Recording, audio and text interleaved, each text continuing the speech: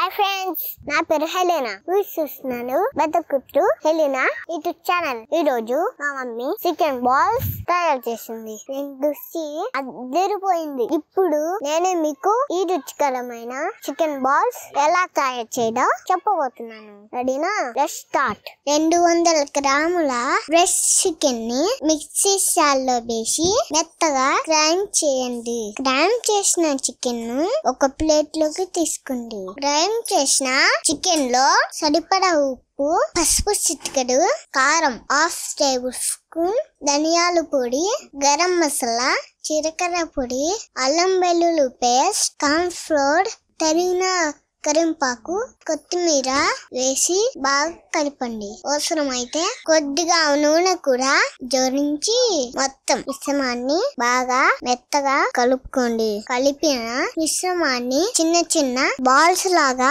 తయారు చేయండి. తర్వాత ఒక పాన్ లో సరిపడా నూనె వేసి మీడియం ఫ్లేమ్ పై వేడి చేయండి. నూనె బాగా వేడి అయినాక తయారు చేసిన చికెన్ బాల్స్ ని జాగ్రత్తగా నూనెలో వేయండి. పానికి మూత పెట్టి బాల్స్ ని మీడియం ఫ్లేమ్ పై వేగనీయండి. అప్పుడప్పుడు తిప్పుతూ బంగారు రంగులోకి వచ్చే వరకు వేయించండి. బాగా వేగిన చికెన్ బాల్స్ ని ఒక ప్లేట్ లో తీసి రుచికరమైన చికెన్ బాల్స్ ని సర్వ్ చేయండి. వీటిని టొమాటో సాస్ లేదా పుదీనా చట్నీతో సర్వ్ చేస్తే మరింత రుచిగా ఉంటాయి. అంతే, రుచికరమైన chicken balls ready. Okay friends, ఈ వీడియో నచ్చిందా?